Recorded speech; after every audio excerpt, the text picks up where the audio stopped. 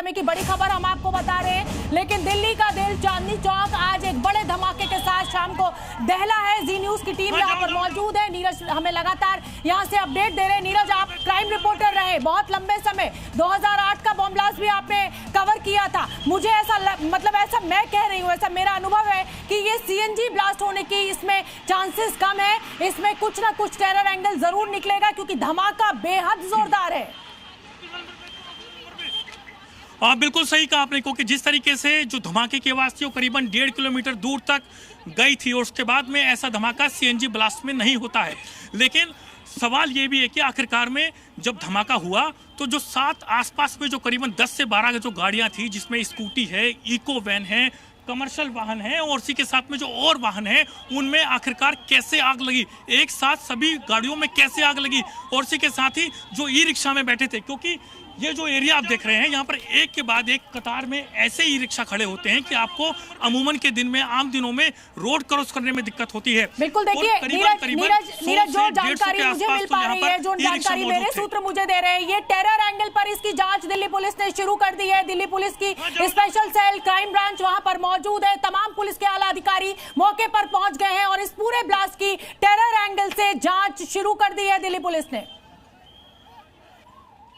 नीरज, और बिल्कुल सही कहा आपने, क्योंकि दिल्ली पुलिस स्पेशल सेल की टीम और इसी के साथ में क्राइम ब्रांच की टीम, आईबी की टीम, तमाम बड़े ऑफिसर्स यहां पर पहुंच चुके हैं और पूरी जांच की जा रही है। पूरे इलाके को समझने की कोशिश की जा रही है। जो पूरा क्राइम सीन है उसको समझने की कोशिश की जा रही है। तमाम जो सीसीटीवी कैमरे हैं, उनके फोन्स भी आए काफ़ी सारे। हमने कहा क्या हुआ, हमने कहा धमाका हुआ है। उसके बाद हमने दूर से आके देखा, हमने दूर से हम क्योंकि करीब में जा नहीं सकते थे।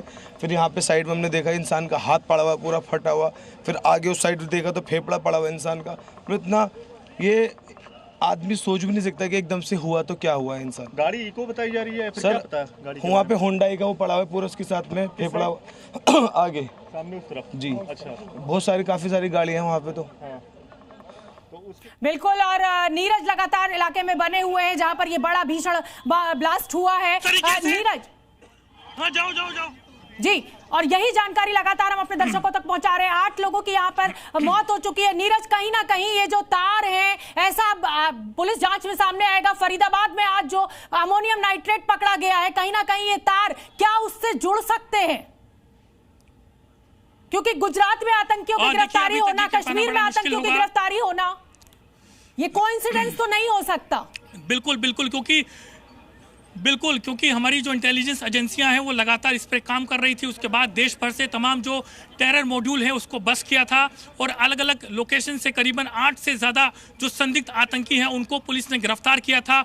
2500 किलो से ज़्यादा का जो अमोनिया नाइट्रेट है, यानी कि जो विस्फोटक है, वो पुलिस ने बरामद किया था। क्या इसके तार इससे जुड़े हो सकते हैं? लेकिन ये अभी हम नहीं कह सकते, क्योंकि जब तक पुलिस या फिर जो हमारी इंटेलिजेंस एजेंसियां हैं उनकी शुरुआती जांच में भी इस तरीके से जो तार अगर जुड़ते हैं तो हम कह पाएंगे कि आखिरकार में इस धमाके का जो लिंक है वो टेरर से जुड़ा हो सकता है। लेकिन बार बार मैं आपको बता रहा हूं कि सीएनजी ब्लास्ट बिल्कुल नहीं लग रहा है और इसी के साथ अगर सीएनजी ब्लास्ट होता तो और जो गाड़ियां हैं उनमें आग नहीं लगती, उसी गाड़ी को नुकसान होता या फिर किसी छोटी और गाड़ी जो थी उससे भी नुकसान हो सकता था।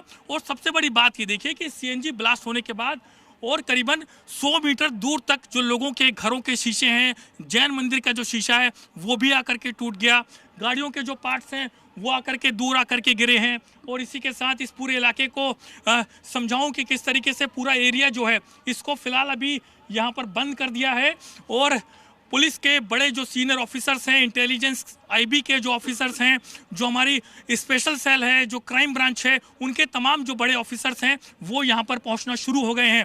बार बार ये सवाल उठ रहा है कि आखिरकार में धमाका किस तरीके का है, लेकिन मैंने जो महसूस किया, मैंने जो अपने कानों से सुना, ये सीएनजी नहीं हो सकता है। इसके पीछे कुछ और वजह हो सकती है जिसको कि जांच में के बाद ही साफ हो पाएगा। और इसी के साथ अभी भी लगातार यहाँ पर जो पुलिस के तमाम ऑफिसर्स हैं वो यहाँ पर पहुँचे हुए हैं। एक बार फिर से मैं आपको दोबारा से बताने की कोशिश करता हूँ कि 6:45 के आसपास का समय था और इसी के साथ कश्मीरी गेट से दरियागंज की तरफ जाने वाला जो रास्ता है वो ठीक, और ये भी आप देखिए कि आखिरकार में लाल किले के गेट यानी कि जो मेन गेट है वहां से उसके ठीक सामने धमाका हुआ। जो प्रधानमंत्री की जो एंट्री होती है वो पीछे के रास्ते से होती है। ये जो मेन रास्ता है, जो कि मेरे कैमरा पर्सन अगर आपको दिखाएंगे, ये जो मेन रास्ता जिसको कि यहाँ पर किसी फंक्शंस को लेकर के, क्योंकि सिखों का एक बड़ा पर्व यहाँ पर आने वाला है, उसको लेकर के यहाँ जो तैयारियां हैं वो यहाँ पर चल रही होंगी। और उसको लेकर के पूरा जो यहाँ पर ये जो बड़ा गेट है इसको यहाँ पर बनाया जा रहा था, क्योंकि ये जो पार्क है ये वो पार्क है जहाँ पर कि रामलीला होती है, जहाँ पर बड़े बड़े फंक्शंस होते हैं। ठीक उसी मेन गेट के सामने ही ये धमाका यहाँ पर हुआ है। और इसी के साथ जो यहाँ पर लाल किले का जो मेट्रो स्टेशन का गेट है वहाँ पर धमाका हुआ है। और इसी के साथ मैं आपको बताऊं कि धमाका उस जगह पर हुआ है जहाँ पर लोगों की भीड़ रहती है, क्योंकि सोमवार का दिन होने की वजह से लाल किला बंद था, लोगों की आवाजाही लाल किले के अंदर नहीं थी। लेकिन बहुत से ऐसे लोग होते हैं जो कि बाहर से आते हैं, जिनको पता नहीं होता है कि आखिरकार में सोमवार के दिन लाल किला बंद है, लेकिन फिर भी लोग यहाँ पर पहुँचते हैं, बाहर से सेल्फी लेते हैं, अपने परिवार के साथ में फ़ोटो खिंचवाते हैं और उसके बाद में सीधा जो है चांदनी चौक की मार्केट में शॉपिंग करने के लिए निकल जाते हैं। और जिस वक्त ये धमाका हुआ उस वक्त 6:45 के आसपास का वक्त था, यानी कि ना तो रात थी और ना जो है दिन था, यानी कि मिड था। उस वक्त ये धमाका हुआ और उसके बाद में ठीक गेट के सामने धमाका हुआ।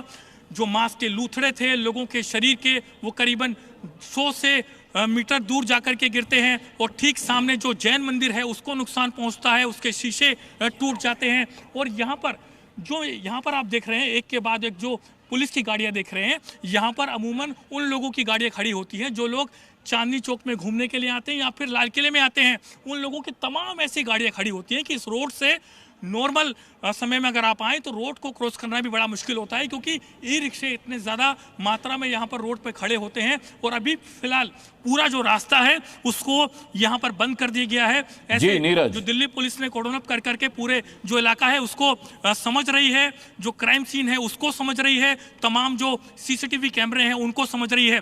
और जो जानकारी हमें ये भी मिल रही है कि पुलिस ने अलग अलग टीमें बना करके जांच शुरू कर दी है और टेरर एंगल से भी इस पूरे मामले की जांच की जा रही है। एक जो टीम है वो इस पर काम कर रही है कि आखिरकार में तमाम जो सीसीटीवी कैमरे हैं उनकी फुटेज को देख रही है, उस पूरे रूट को देखने की कोशिश कर रही है कि आखिरकार में जिनमें ये धमाका हुआ जो गाड़ियां ठीक गेट के सामने मौजूद हैं। जी नीरज, और खबर यह है नीरज कि अब तक 14 लोग घायल हो चुके हैं, 8 लोगों की अब तक मौत हो चुकी है।